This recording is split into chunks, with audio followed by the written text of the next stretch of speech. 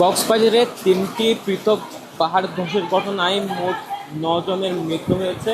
আমরা যেটি জেনেছি উখিয়া রোহিঙ্গা ক্যাম্পে ৩টি পৃথক ঘটনা ছিল এবং কক্সবাজার শহরে পাহাড়তলিতে একজন পাহাড় ধসের মৃত্যুর ঘটনা ঘটেছে। সব কিছু মিলিয়ে ৯ জনের মৃত্যুর সংখ্যা ৯ জন দাঁড়িয়েছে। ভারী বর্ষণের কারণে মূলত পাহাড় ধসের আশঙ্কা করছিল।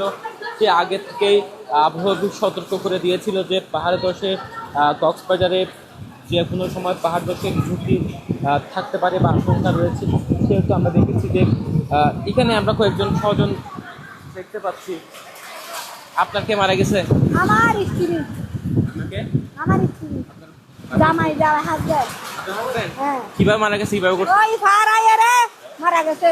3 জন মেডিকেল আসছিল, 2 জন বাঁচাইছি। ও আমার হাজবেন্ড মেরা বাঁচাইতে না পারি, পা বেঁচাইছে।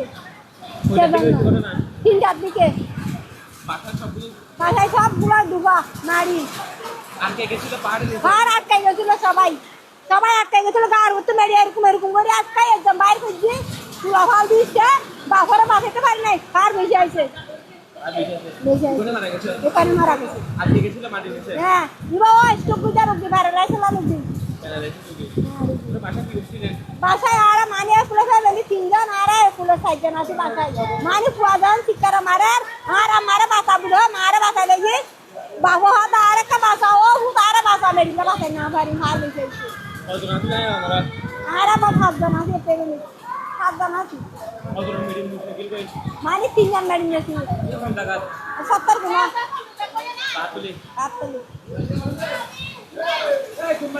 পাহাড়তলির 70 গুণা নামক এলাকায় মূলত এই ঘটনা ঘটে। তিনি যেমনটি বলছেন, তার একজন মুরব্বী মহিলার সাথে কথা হয়েছে। তিনি যেমনটি বলছেন, তার স্বামী মূলত পাহাড় ধসে নিহত হয়েছেন।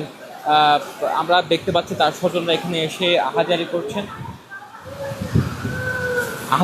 আমরা যেমনটি জেনেছি, মূলত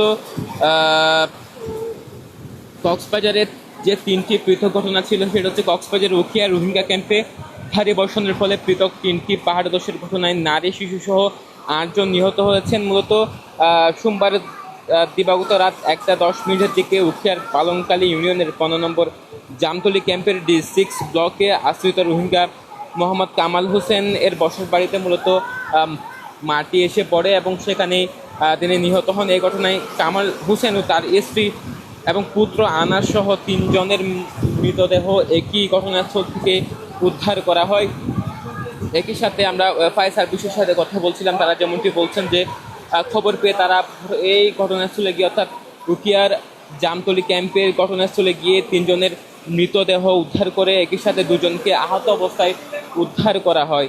একই সাথে রাজাপালং ইউনিয়নের কুতুপালং 7 নম্বর রোহিঙ্গা ক্যাম্পের D7 ব্লকে মূলত রাত 1:45 দিকে পাহাড়ি দল এসে মাটি চাপা পড়ে একরাম নামে 7 বছর বয়সী একজন রোহিঙ্গা শিশুর মৃত্যু হয়েছে।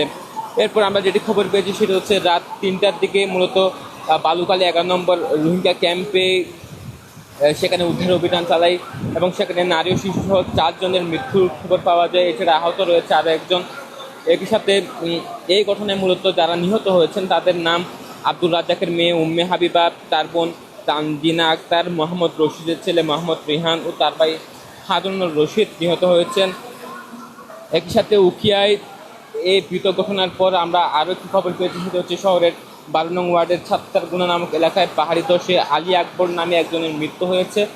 সোমবার ভোর রাত 4টার কিছু পর 70 গুণায় পাহাড় ধসের ঘটনা ঘটে। এই সময় পাহাড় ধসে চাপা পড়ে একই পরিবার 3 জন। সেখানে 3 জনকে উদ্ধার করা হলে আলী আকবরের অবস্থা আশঙ্কাজনক হলে কক্সবাজার সদর হাসপাতালে নিয়ে আসে। ওই সময় কর্তব্যরত চিকিৎসক মৃত ঘোষণা করেন। মূলত এখনও দেখতে পাচ্ছি ভারী বৃষ্টি হচ্ছে কক্সবাজারে। একটানা ভারী বৃষ্টিতে মূলত আবহাওয়া অফিস বারবার সতর্ক করছে যে পাহাড়ে ধসের আশঙ্কা করা হচ্ছে। তবে আমরা যেমনটি দেখেছি, পাহাড়ি এলাকায় মাইকিংয়ের কোনো ব্যবস্থা রাখা হয়নি।